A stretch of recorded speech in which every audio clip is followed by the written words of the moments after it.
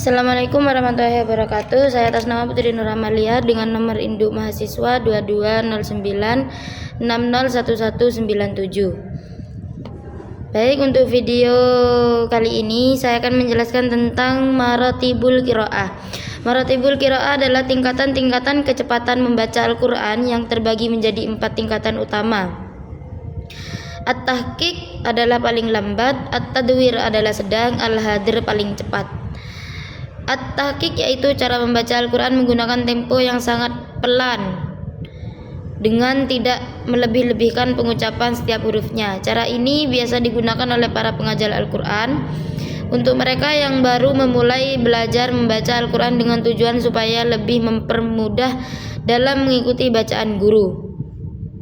Al-hadir yaitu cara membaca Al-Quran menggunakan tempo cepat dengan tetap menjaga hukum tajwidnya. Cara ini biasanya digunakan oleh mereka yang telah hafal Al-Quran. Mereka menggunakan cara ini untuk murajaah hafalan, karena seseorang yang telah hafal Al-Quran harus lebih sering menghatamkan Al-Quran untuk menjaga hafalan mereka. At-tadwir yaitu membaca Al-Quran tepat pertengahan antara lambat dan cepat atau sedang. Cara ini biasa digunakan oleh para imam dalam memimpin sholat. Pengaruh menerapkan tartil dalam membaca Al-Quran: 1. Menjaga kemurnian Al-Quran. 2. Mentadaburi ayat yang sedang dibaca. 3. Pengaruh terhadap pengalaman. 4. Pembentukan karakter Qurani. Yang selanjutnya tafhim. Tafhim menurut bahasa adalah tebal, sedangkan menurut istilah tafhim merupakan masdar dari fakama yang berarti menebalkan. Sedangkan yang dimaksud dengan bacaan tafhim adalah menyembunyikan huruf-huruf tertentu dengan suara atau bacaan tebal. Cara membacanya yaitu dengan bibir sedikit ke muka atau monyong. Bacaan tafhim dibaca apabila keadaannya sebagai berikut. Yang pertama, ro berharokat, contohnya ar-rasulu. Ro berharokat, contohnya ar-rasuli. Ro diwakafkan sebelumnya huruf berharokat fathah atau dhammah. Ro sukun sebelumnya huruf yang berbaris fathah atau dhammah. Yang selanjutnya tarkik. Tarkik merupakan bentuk masdar dari rokoko yang berarti menipiskan, sedangkan yang dimaksud dengan bacaan tarkik adalah membunyikan huruf-huruf dengan suara atau bacaan tipis. Dengan cara membacanya yaitu dengan menarik bibir sedikit mundur sehingga agak meringis. Contoh bacaan tarkik: ro berharokat, contohnya rohalat tasya. Ro sukun sebelumnya huruf berharokat kasrah dan sesudahnya bukanlah huruf istilah. Ro sukun sebelumnya berhuruf yang berharokat kasroh yang sesudahnya huruf istilah dalam kata yang terpisah. Yang selanjutnya jawazul wajhain, artinya boleh dibaca dengan bacaan tarkik atau tafhim, yakni boleh dibaca dengan salah satu keduanya dengan ro dibaca tafhim atau tarki. Hal ini terjadi apabila ro sukun sebelumnya berharokat kasroh dan sesudahnya huruf istilah berharokat kasroh, atau ro sukun karena wakaf sebelumnya huruf istilah yang berbasis mati yang diawali huruf yang berharokat kasroh.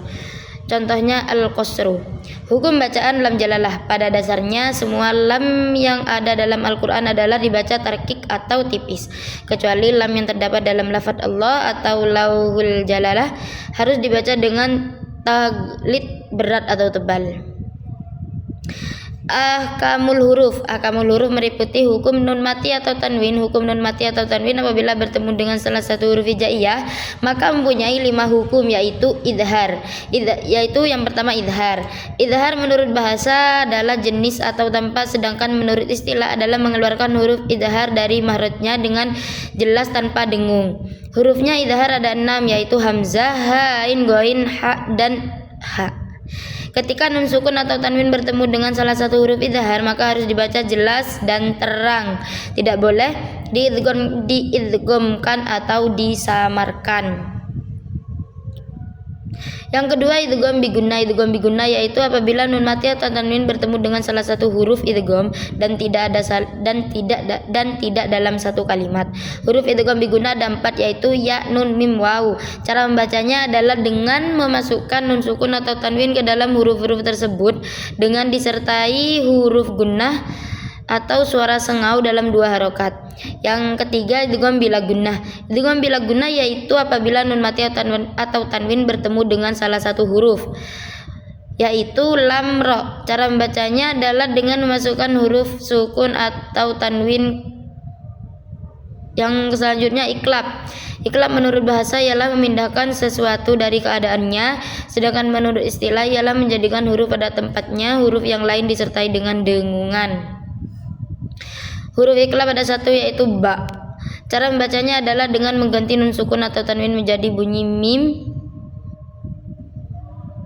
Contohnya mim ba'di. Yang selanjutnya ihfa. Ihfa menurut bahasa ialah tertutup atau sembunyi, sedangkan menurut istilah ialah mengucapkan huruf yang mati dan sunyi dari tasdid dengan disertai dengung pada huruf yang pertama yaitu nun mati atau tanwin. Ketika nun sukun atau tanwin bertemu dengan salah satu huruf idhar, maka harus dibaca jelas dan terang, tidak boleh diidghamkan atau disamarkan. Tujuan ilmu tajwid. Tujuan utama ilmu tajwid adalah untuk menjaga keberhasilan bacaan Al-Quran sehingga tidak terjadi tidak terjadi pemindahan makna atau pengertian yang disebabkan oleh cara baca yang salah. Ilmu tajwid